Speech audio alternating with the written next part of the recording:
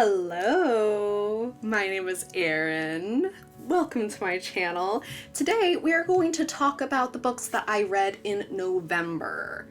So, a couple of elephants in the room that I want to point at and explain.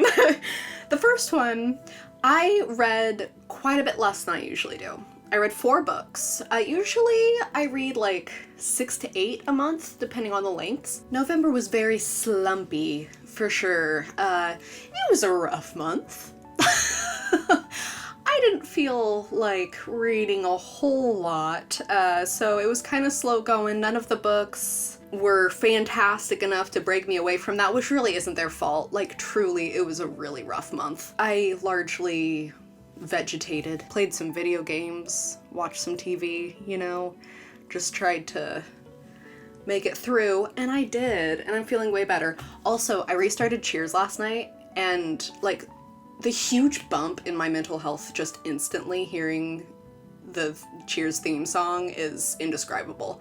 But anyway, I didn't read as much as I usually do.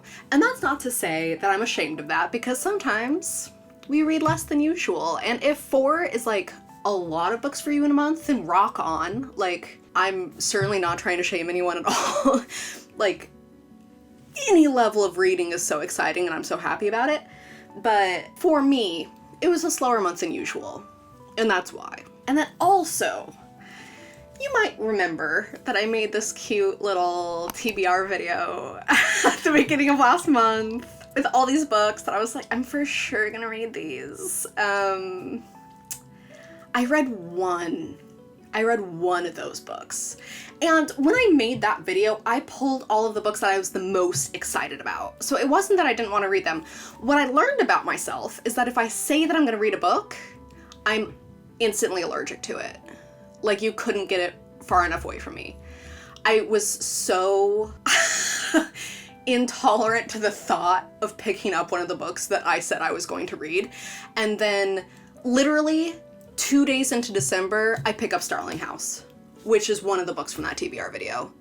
I don't get it either. I'm not proud of it, but there's a little sneak peek into the workings of my mind. So all that is to say, I'm not gonna make TBR videos anymore, because that's basically making a list of books that I will refuse to read all month. And that just doesn't make sense. So there you have it. I was planning on participating in the Bloom and Readathon, which is why I made that TBR video. And that did not really happen. It was not an everything's looking up Millhouse kind of month. It was like any other quote from Millhouse kind of month, you know? So with all that out of the way, let's talk about the books really quick. I read 2 romances and 2 horrors, so I'll start with the romances. First, which I don't have the physical copy of right now, it was a library book, but I read Iris Kelly Doesn't Date by Ashley Herring Blake. And I have a whole vlog for that, which you are more than welcome to watch if you like. It is the 3rd book in the Bright Falls romance trilogy. All 3 of them are sapphic romances following one friend in this friend group and their romantic interests. And it was a close second to the first book for me. Delilah Green Doesn't Care, which is the first book in that series, is like my all-time #1 favorite romance I've ever read. I love it so much. I love it so much. The individual characters are developed so well, their conflict is so juicy, their romance is just like, you know what I mean? Like, so exciting and so like, oh my god. Like, I love that book. So anything else living up to that is just probably not realistic for me. But Iris Kelly, which is the 3rd book, was a close second. I really love that book. Iris Kelly and her romantic interest Stevie, I loved both of them so much. Their inner struggles and conflicts and how that turned into conflicts between the 2 of them was all very organic and relatable, but also really compelling. And I felt like I really understood them and why they were attracted to each other and why it almost didn't work out, you know? Like, that 3rd act conflict was really, it wasn't like annoying or frustrating or like, okay, yeah, whatever, like just get back together. it was so necessary and so interesting to see them grow through it and their relationship grow through it. I really loved it. It's a great, very character-driven romance that I really, really loved. Nice and spicy, and some solid anxiety representation, which is always great. And then I read You Again by Kate Goldbeck. I really wanted to read this in the autumn because, I mean, look at this cover. I originally got it because I am a huge fan of When Harry Met Sally, and this is a modern gender-swapped retelling of When Harry Met Sally. I really enjoyed this book. This is like the only one out of these, weirdly enough, that was like the hardest for me to put down. I think I picked it up at exactly the right time. It was like a week where I was like really stuck in bed, just feeling like diddly. And just being taken away into a romance between two barely tolerable people was actually exactly what I needed. I think what I'm discovering is that I can get into straight romances even though I am not into dudes. I don't seem as likely to enjoy them as I do queer romances, but I had another one in October that worked really well for me. A Witch's Guide to Fake Dating a Demon. I really enjoyed that one, and I really enjoyed this one. So I think, you know, there's potential. There's potential. And I really want to read the Brown Sisters trilogy because there's fibromyalgia and autism rep in that series I recently discovered. Oh, my cat wants to come in. Hi, my Lou. Want to talk about books? It's not an Arin Reads video unless Luca scratches at the door to come in and interrupt. He can't handle a closed door.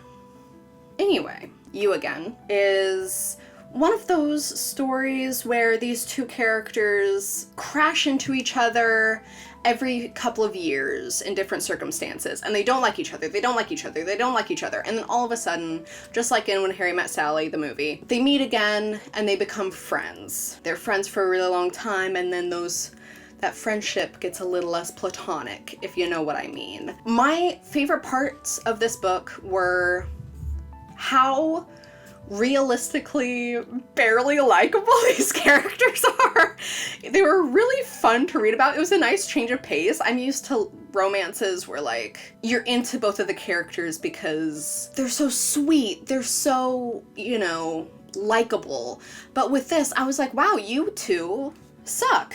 And that's really fun to read about. But they're redeemable and you understand why they suck a lot of the time. And it's just really fun to read about. Their banter is top notch. If you're a banter type of person, I promise their banter is really great. The dislike to like felt very believable and it didn't like turn into like too early. I really enjoyed it. It was a positive surprise, another really great character-driven romance. And the setting was really fun in this. It's all in New York, just like When Harry Met Sally. And it was done in a way that I found really fun and interesting. Okay, now on to the horror. I'm sad to say that this next one was a pretty huge disappointment for me. It was not it for me. And that was The Spite House by Johnny Compton. I love haunted house stories. I'm a big haunted house kind of guy. I was really excited to pick this up, and it just didn't work for me super well. So this is about a father and two daughters who are on the run for mysterious reasons.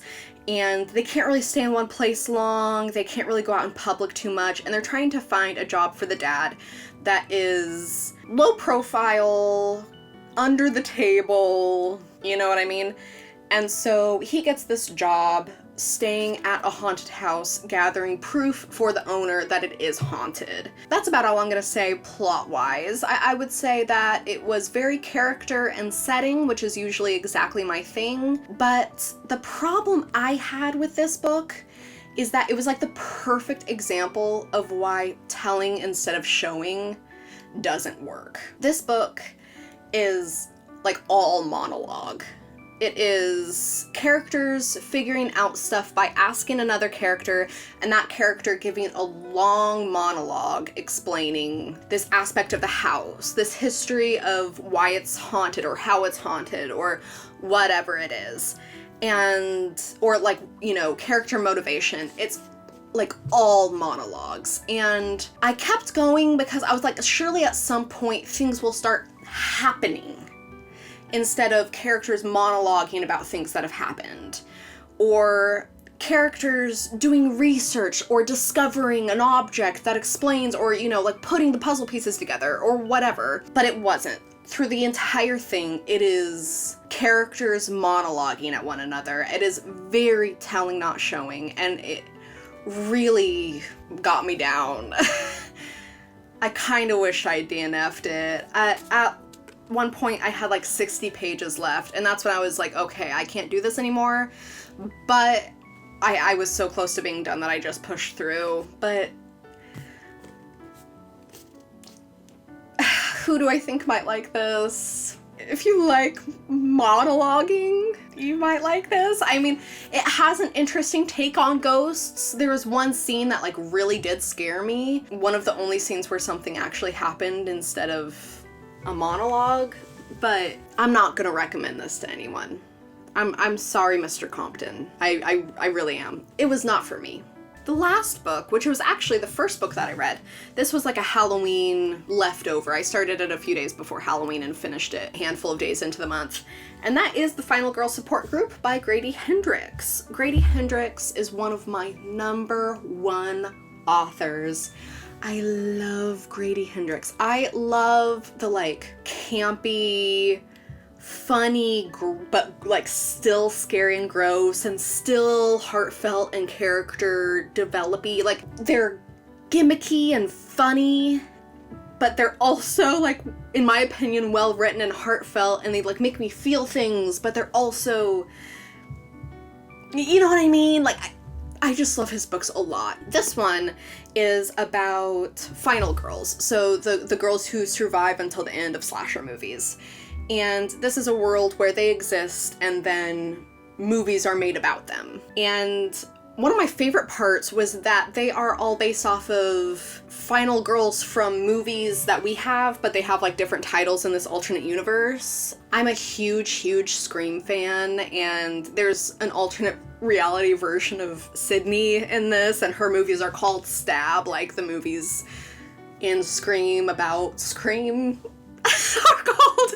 I don't know if that made any sense if you've never seen the Scream movies, but basically there's like a character based off of the final girls from Texas Chainsaw Massacre, Friday the 13th, so on and so forth. And they're in a support, like a therapy support group for the trauma that they've endured. And suddenly they start being killed off again. And so we follow one of the final girls as she tries to save her friends, figure out what's going on, and survive again. This was not one of my favorite Grady Hendrix's. My very favorites from him are the like retro ones, which makes sense because I'm obsessed with like the 60s through 90s. So My Best Friend's Exorcism and Southern Book Club's Guide to Slaying Vampires are my two like favorites. I love those books. I love those books. This one is set in the present day and it's realistic fiction, so that's never my favorite. I generally prefer to be in a either magical version of our time and place or the past, or you know, whatever. I'm a setting person. I like being places that I've never been to in books. And this is just in LA. So I think that kind of, you know, automatically takes some points away from any book that I read, unfortunately. That's just a personal taste thing. I know that a lot of people who are Grady Hendrix fans don't love this one, even though I think it won its year in the Goodreads Choice Awards for horror. So maybe it's just like booktubers don't like it very much? I'm not positive. But all that is to say, I still really enjoyed it. I had a lot of fun. It was a solid time for me. You know, it was just fun. Sometimes all you want is fun. It didn't wow me, it didn't like do anything crazy exciting or mind-blowing. It was just fun to read. And I think that's great. So I would say if you're like a character plot kind of person, if you like some campy, kind of a silly premise, if you really like slasher films, if you're a movie nerd like me, you might enjoy this. Okay, those are the books that I read in November. Thank you so much for watching. Feel free to like, subscribe, comment. Have you read any of these? How did you feel about them? What did you read this month? What was your favorite or something that you didn't like? I'd love to hear what you guys read too. And before I go, I just have to point out this sick shirt I'm wearing. E.T. reads at home. I love it. And I have my Goonies glass. Beautiful.